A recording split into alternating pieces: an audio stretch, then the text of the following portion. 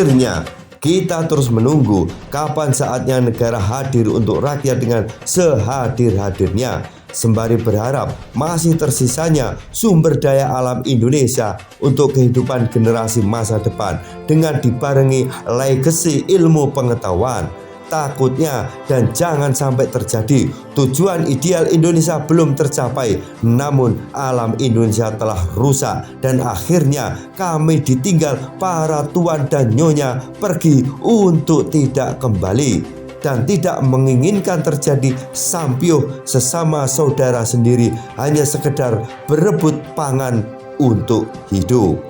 Serba liberal, pada akhirnya sebuah petaka yang tertunda akan nyingset pada waktunya. Bila berkenan, izinkan para calon presiden untuk membaca tulisan ini.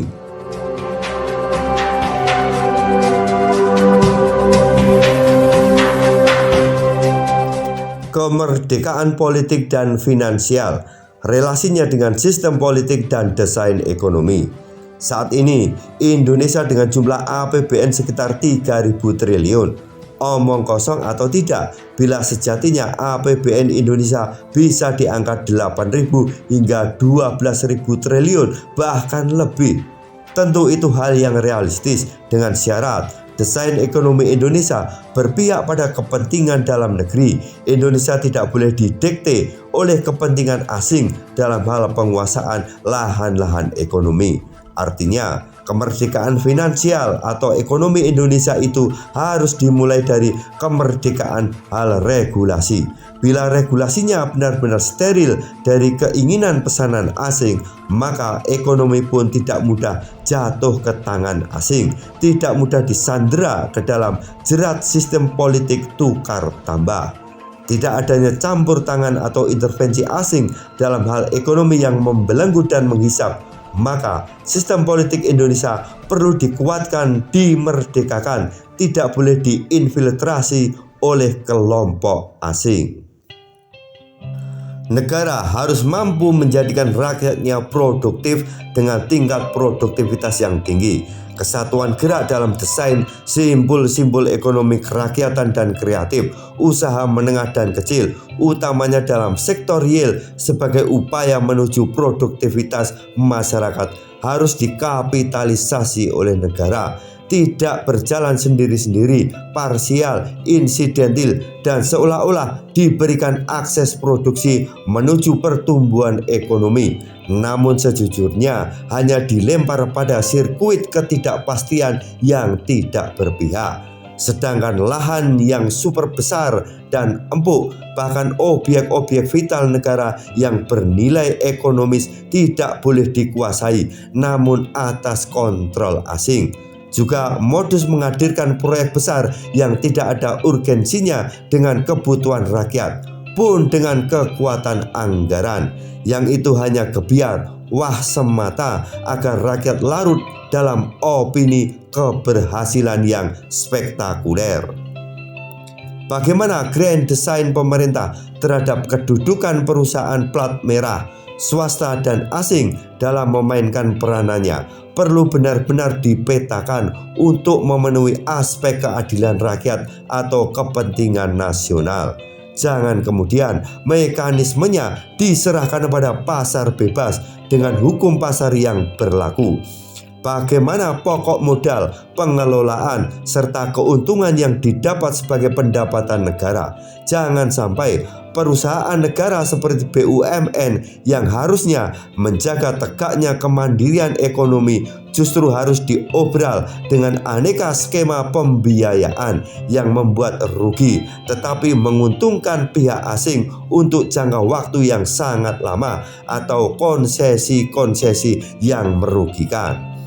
Hal tersebut digunakan untuk target pembangunan proyek strategis nasional seperti dalam konteks ini pembangunan IKN Ibu Kota Negara dan proyek kereta cepat Jakarta-Bandung. Misalnya, bahkan isunya penyelesaian proyek KCJB, pihak asing meminta jaminan berupa APBN. Pemerintah atau melalui lembaga pelaksana BUMN misalnya dapat melakukan pembiayaan dengan pinjaman dalam negeri atau PDN, kreditur swasta asing atau KSA, pinjaman atau hibah luar negeri, penanaman modal asing atau Foreign Direct Investment (FDI), termasuk sistem pembiayaan investasi non-anggaran pemerintah atau PINA. Kesemuanya itu dijalankan oleh BUMN dengan skema kerjasama pemerintah dan badan usaha KPBU atau Public Private Partnership atau P3. Pertanyaannya, BUMN yang dimaksud sebagai lokomotif ekonomi Indonesia yang berdikari, apakah demikian?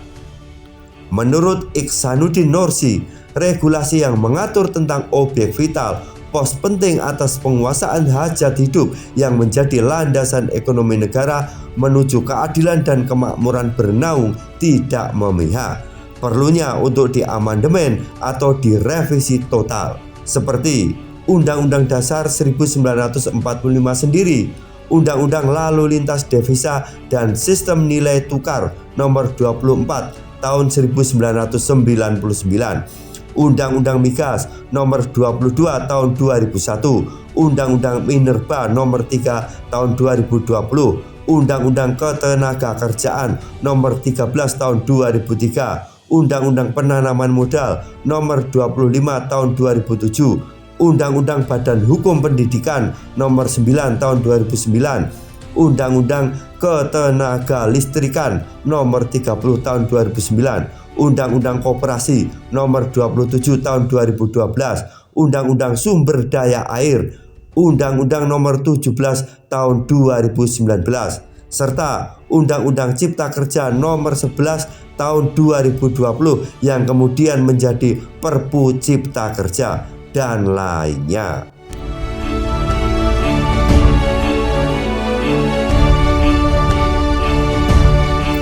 Dengan demikian, Indonesia mutlak harus berdaulat secara politik dan ekonomi, harus bebas dari kepentingan kapitalisme dunia, dan harus clear dalam aspek regulasi tanpa infiltrasi dan intervensi kekuatan asing.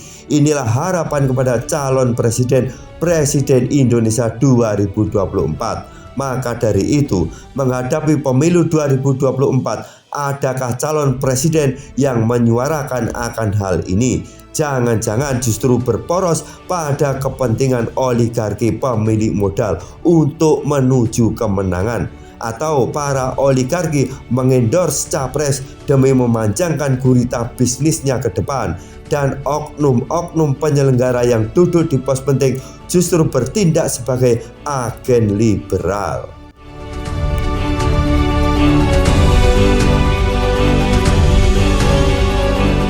Pemilu serentak 2024. Pemilu 2024 dengan sistem serentak adalah harapan bagaimana dari sekarang dipersiapkan agar terbebas dari politik elektoralisme yang praktis, transaksional, dan tukar tambah. Jangan sampai menjadikan arena kegaduhan yang semakin tidak berdaya atas pendiktean kepentingan global yang telah menguasai pos-pos penting kelembagaan. Partai politik sebagai wadah penyaluran ideologi perlu diberikan kepercayaan yang lebih dan memposisikan diri sebagai agen perubahan dan pendidikan politik, bukan hanya sebagai alat kendaraan kekuasaan yang abai terhadap inti perjuangan tujuan konstitusi. Parpol adalah corong rakyat, bukan corongnya oligarki. Dalam hal ini, agar melahirkan capres yang dapat berbuat banyak, maka kesempatan menjadi capres tidak boleh sesak. Tentu terkait dengan aturan presidensial threshold atau PT sebesar 20% kursi parlemen atau 25% suara nasional partai, yang mana syarat itu berat, menjauhkan dari semangat demokrasi. Bagian itu pula yang turut mendorong terciptanya pembiayaan oligarki. Mengutip dari pernyataan Rocky Gerung bahwa idealnya PT 0%.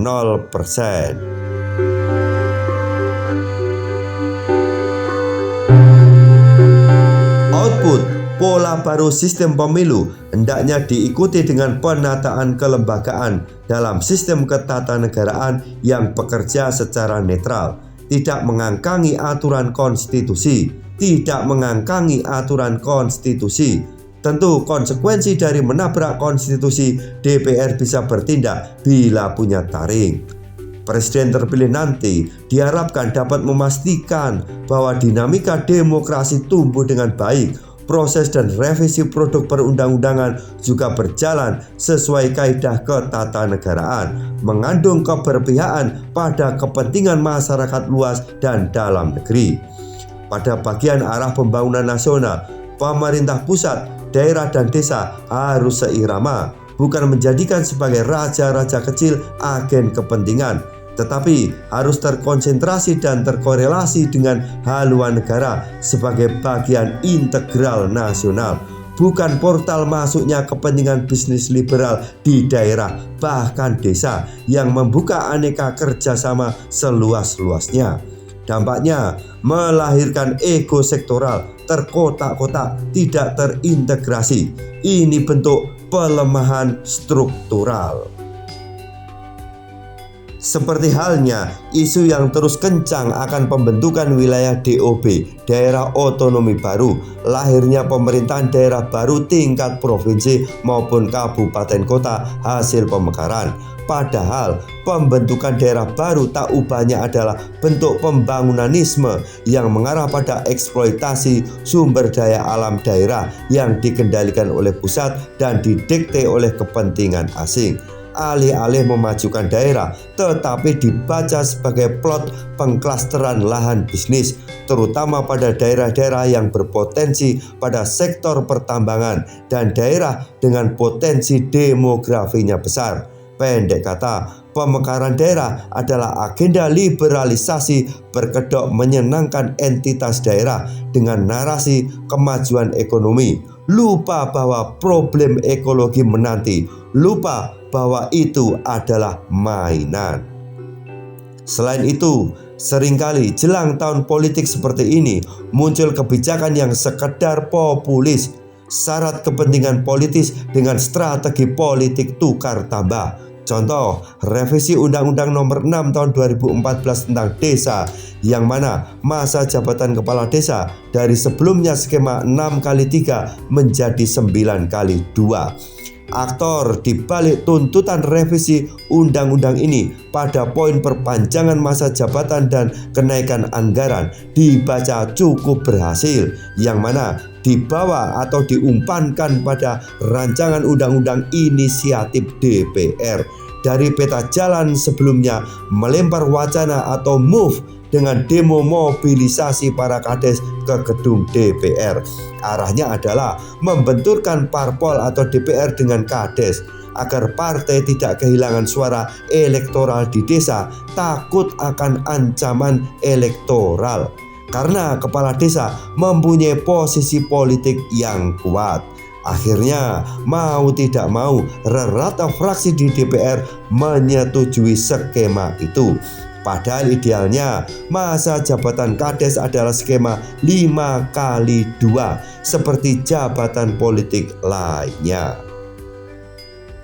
Oleh sebab itu, harusnya DPR dan pemerintah lebih serius lagi membahas hal-hal yang strategis dan substansif atas penyelenggaraan negara pada hal-hal yang bersifat urgent, seperti revisi Undang-Undang Migas contohnya. Bukan sekedar produk undang-undang yang tidak bersifat urgen, bahkan cenderung dipaksakan mengada-ada demi kepentingan politis. Apakah pola-pola budaya seperti ini masih terus dilestarikan? Padahal peta jalan Indonesia Emas 2045 termasuk berangkat dari hal yang seperti ini.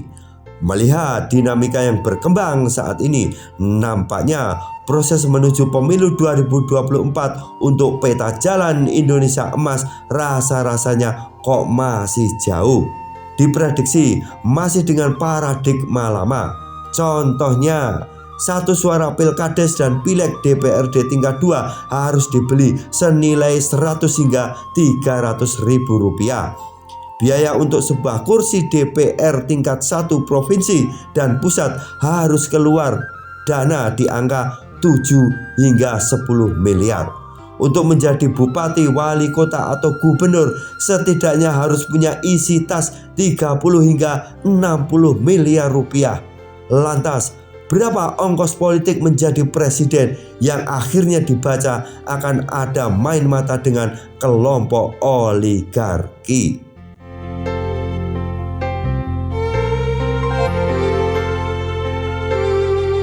Terakhir, harapan penulis kepada Capres dan Presiden 2024 bahwa tugas Anda sangatlah berat, bukan sekedar membangun mimetis popularitas dengan rentetan pencitraan yang hanya akan memanjangkan kebodohan demi sebuah ambisi kemenangan untuk diabdikan kepada kelompok liberal. Anda para capres juga bertindak sebagai cendekiawan yang punya tanggung jawab memberikan peta pikiran kepada rakyat menuju pendar cahaya penerang. Perlunya kembali pada tujuan sebagaimana keinginan Indonesia untuk merdeka kala itu, menjadikan rakyat sebagai raja, rakyat yang dimanusiakan, diadilkan, dan dimakmurkan sesuai prinsip kodrati dan konstitusi akan fakta berkah alam. Rakyat tak butuh bangunan yang spektakuler kala kebutuhan pangan, kesehatan, dan keilmuan belum tercapai. Pembangunan manusia Indonesia seutuhnya adalah sebaik-baiknya pembangunan sebagai pondasi menuju cita-cita keinginan selanjutnya. Jangan malah ketimpangan, kesenjangan, disparitas antara si kaya dan si miskin semakin lebar gara-gara gaya gebiar, gaya-gaya yang spektakuler. Kita tidak usah khawatir, jangan khawatir akan ancaman kelompok global bila proses menuju kemenangan itu dengan cara-cara yang baik, yang akhirnya kebijakan nantinya menjadikan Indonesia yang berdaulat. Karena nasionalisme rakyat kepada negara tidak diragukan lagi. Demi kedaulatan Indonesia, rakyat rela untuk tiji tibeh, mati siji, mati kabeh. Asal bukan untuk kepentingan pemilik modal, oligarki, dan kelompok bisnis global lainnya. Namun apesnya, narsisnya, kebijakan yang pro-liberal tersebut menjadikan rakyat harus turut berjuang dan prihatin alias puasa, bagai hidup segan mati tak mau. Bahkan harus menjilatinya demi keberlangsungan hidup. Pun atas ambisi-ambisi spektakuler yang tidak menyentuh wacana publik hajat hidup rakyat, rakyat dipaksa untuk mengikuti 1000 narasi yang digaungkan untuk bersenang-senang dalam kesemuan. Pun masih ditambah lagi atas arus komunikasi saat ini yang menyandera pada bentuk digital. Padahal transformasi digital itu sendiri hanyalah bentuk bakulan gaya baru. Demi tujuan itu, kita tidak akan khawatir memulainya dengan landasan sebagai manusia spiritual, bukan terus terjerembab sebagai manusia agoni materialistik. Justru syarat tercapainya kemajuan seperti pada titik bentuk AI, artificial intelligence misalnya, itu juga berangkat dari spirit ini, dari landasan ide dan gagasan, ilmu pengetahuan dan kekaryaan.